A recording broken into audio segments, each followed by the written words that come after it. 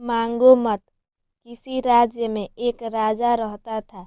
राजा अक्सर गांव-गांव जाकर प्रजा और लोगों की समस्याओं को सुनता था और उनमें सुधार की पूरी कोशिश करता था।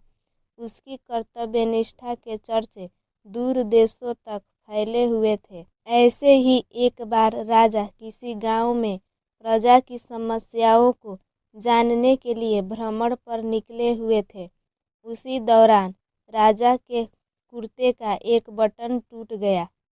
राजा ने तुरंत मंत्री को बुलाया और आदेश दिया कि जाओ, इस गांव में से ही किसी अच्छे से दर्जी को बुला लाओ जो मेरे कुर्ते का बटन लगा दे। तुरंत पूरे गांव में अच्छे दर्जी की खोज शुरू हो गई।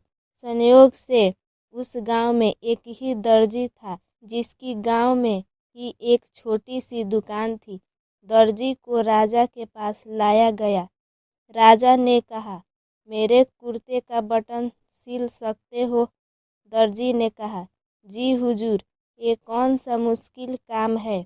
दर्जी ने तुरंत अपने थैले से धागा निकाला और राजा के कुर्ते का बटन लगा दिया। राजा ने खुश होकर दर्जी से कहा, बताओ तुम्हें इस काम के कितने पैसे दूं?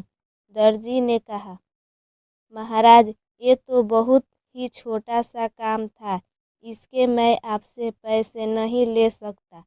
राजा ने फिर कहा, नहीं, तुम मांगो। दर्जी ने सोचा कि बटन तो राजा के पास था ही, मैंने तो बस धागा लगाया है। मैं राजा से इस काम के 2 रुपये मांग लेता हूँ। फिर से दर्जी ने मन में सोचा कि मैं राजा से अगर 2 रुपये मांगूंगा तो राजा सोचेगा कि इतने से काम के इतने सारे पैसे मांग रहा है। कहीं राजा ये ना सोचे कि बटन लगाने के मेरे से 2 रुपये ले रहा है तो गांव वालों से कितना लेता होगा ये दर्जी। यही सोचकर दर्जी ने कहा, महाराज, आप अपनी स्वेच्छा से जो कुछ भी दे दे। अब राजा को भी अपनी हैसियत के हिसाब से देना था ताकि समाज में उसका रुतबा छोटा ना हो जाए। यही सोचकर राजा ने दर्जी को 2 गांव देने का आदेश दे दिया। अब दर्जी मन ही मन में सोचने लगा कि कहाँ तो मैं 2 रुपये मांगने की सोच रहा था और कहाँ तो राजा ने 2 गांवों का मालिक मुझे बना दिया।